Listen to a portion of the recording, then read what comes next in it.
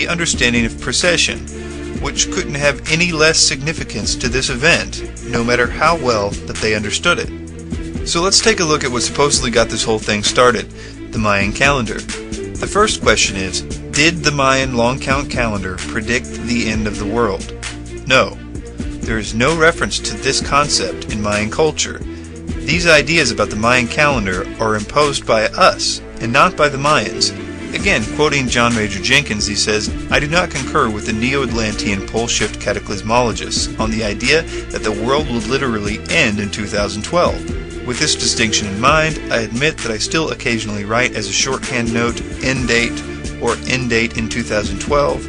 This does not mean that I believe the Mayan calendar or the world will end in AD 2012. Often when you listen or read or watch a presentation on 2012, they will make the jump from the resetting of the calendar to it must mean that the major cataclysms are coming in a very slick way, usually not dwelling on this important transition. Those that do mention it usually cite one of the following reasons to tie it together. Number 1, that a Mayan ball game was actually symbolism that told us about galactic alignment, and number 2, that certain pictorials of the sacred tree also speak of galactic alignment.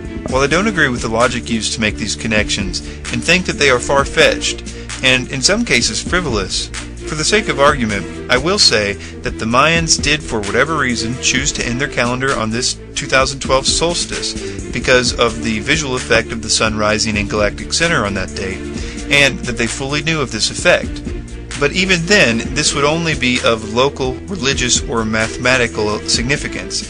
That is to say, if the Mayans believed it was a symbol of rebirth when the sun appeared in the Milky Way galaxy, it would be their prerogative. But it wouldn't have any galactic importance. There's also this idea that the Mayans were able to miraculously determine these events, but it should be noted that Western society discovered the precession of the equinoxes at least 100 years before the first Mayan calendar was ever made, so it wasn't exactly a new concept. The calculations to determine these events are not magical, but a matter of mathematics and astronomical observations. The Mayan culture stayed stable for centuries, so it's entirely possible for an astronomer to plot the position of some stars at midnight at the equinox, and his grandson to plot the same stars 72 years later, and realize that the stars had all shifted 1 degree in that time. Multiply by 360 and you get the precession cycle of 26,000 years. Almost certainly this is how they did it, because that's all it takes. So, were the Mayans predicting the end of the world? Definitely not.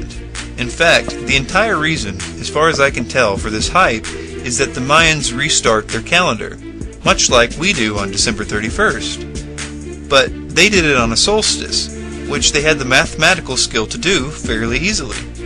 We are the ones responsible for this 2012 fever. We have put a lot of words in the Mayans' mouths. We have thrown pole shifts and Planet X and solar flares and everything else into the mix, all of which have no connection and not only weren't suggested by the Mayans, but it would be impossible to predict any of those things using any of the methods we are told that they used to make such predictions. Not to mention that we have been told untruths about things like our solar system aligning with galactic center, which it did 3 million years ago, and we won't be returning for another 30 million years.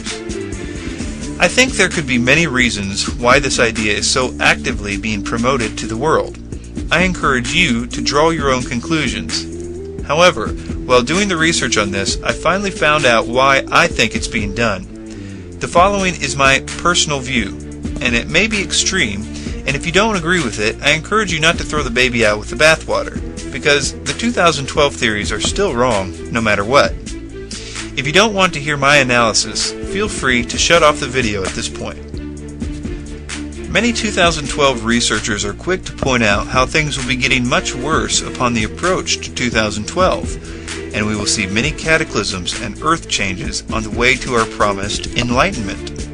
I think that this has to be promoted as much as possible to people so that when they see these kinds of things happening in the next few years, which I agree will happen, but for different reasons, everyone will try to endure these things, thinking it's a natural cycle, never realizing the obvious fact, which is that the Bible clearly prophesied what the days before the return of Jesus and the so-called birth pangs would look like, and even why they were happening, and what to do about it.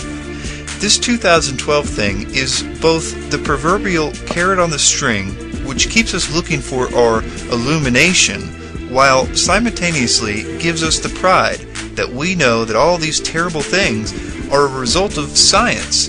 Thus, there is no reason to pay attention to any of that. I hear a lot of criticisms of the Bible. I'm not too impressed with most of them.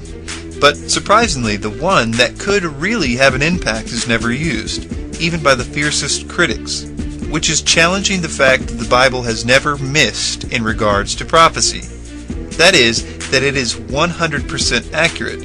And the Bible itself is full of prophecies. Almost 25% of the Bible is prophecy at the time that it was written. And because of the Septuagint, it can be demonstrated easily that it was written before the events it prophesied happened. And these aren't vague Nostradamus-type prophecies either. They are talking about specific kingdoms and people and places and wars and times and even names, all of which came 100% true. And I think sometimes we don't remember that for about 1,200 of the past 2,000 years, it was completely illegal to own a Bible. It was punishable by death. So I think sometimes we take for granted this book, and considering its track record, it should be the most important book on our bookshelf. Thank you for your time.